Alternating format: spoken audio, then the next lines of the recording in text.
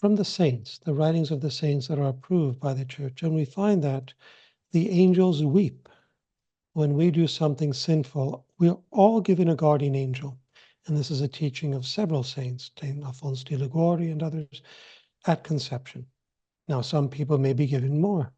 Padre Pio addresses this as well, depending upon their mission, their universal mission and vocation in the church.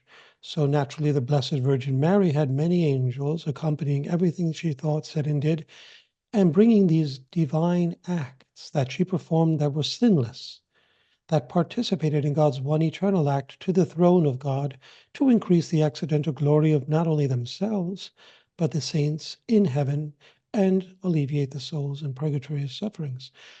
Now, our guardian angels, we all have one guardian angel. And when we do something sinful, it causes them to weep. Why? Because they are pure spirits. They have no stain, no imperfection in them. They are pure emanations of God's love.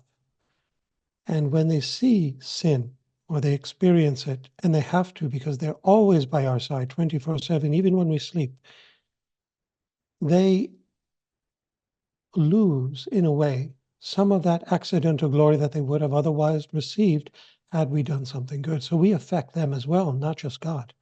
So they weep not only for God's sufferings on account of sin, but because of their own opportunities lost to grow in the glory of God through our good acts on earth, which are replaced by sinful acts.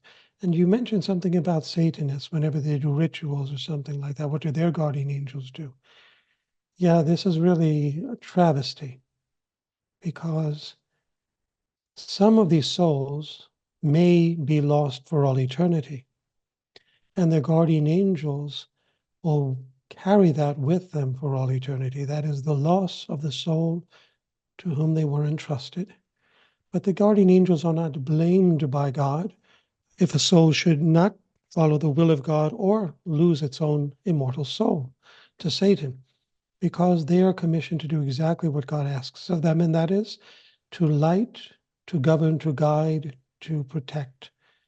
And the letter to the Hebrews speaks of the angels and says that we don't serve them, they serve us. Now, why is that? It's because, and this has to do with why Lucifer rebelled against God in heaven, because Jesus, according to the teachings of Saint Polycarp, who was a disciple of Saint John the Evangelist, and the disciple of Polycarp was Saint Irenaeus, according to Polycarp, Saint John the Evangelist taught that God revealed to Lucifer before he became evil or rebelled against God, that the second person of the Trinity would assume a human and not an angelic nature. And Satan did not want to serve a rational being that was inferior to him intellectually, which we are. So he said, I will not serve this plan. And Lucifer did not enjoy the beatific vision. Had he passed that test and accepted God's plan, he would have been admitted to the beatific vision, because once you enjoy the beatific vision, you cannot sin. So you see, Lucifer still could have sinned, meaning he was not yet admitted to that beatific vision. And therefore,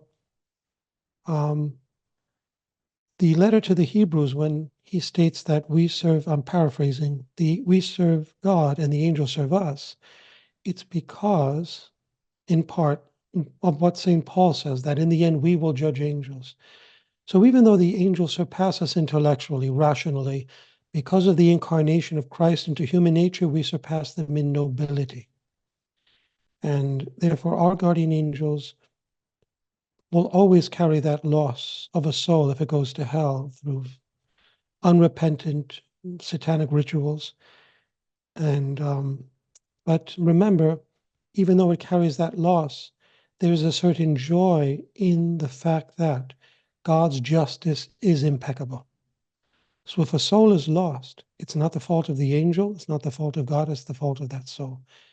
And God's justice is glorified in heaven as much as his mercy. So they don't, let's say, they don't live in a state of sorrow in heaven, the guardian angels. They rejoice in the justice of God as well. Consider, I'll use what Mother Angelica used. Here you have a nun without any formal theological training, and yet she had a penchant to be able to bring down in practical terms some theological truth. And what she used was a sunset. She said, okay, suppose you're sitting down and you see a sunset and you enjoy the beauty of that vision you're beholding. You may hear the warbling of the birds. You may experience the aromas of the flowers, etc. That doesn't change your essential glory, meaning the fruits of your own meritorious actions, but it impacts accidentally your glory. Now, these are philosophical terms: accidents and essence, substance and form. We use this for the Eucharist as well. The accidents are the external, the bread and the wine. They don't change, but the substance of the bread and the wine does. It is replaced. The substance of the bread and the wine at the moment of the consecration is replaced by the substance of Christ's body, blood, soul, and divinity, whereby it is substantially God, but accidentally what it was before, the bread and the wine. So when we speak of increasing the accidental glory of the angels and saints, what we're talking about is impacting their eternal glory for all eternity due to no merit of their own, but due to our merit. That's the difference. Their essential glory is their own merit. The accidental glory is what is given to them on account of another's doing. So Christ increased our accidental glory, so did the Blessed Mother, so did the angels and saints, through their protection, their guidance, their illumination, their intercession, etc.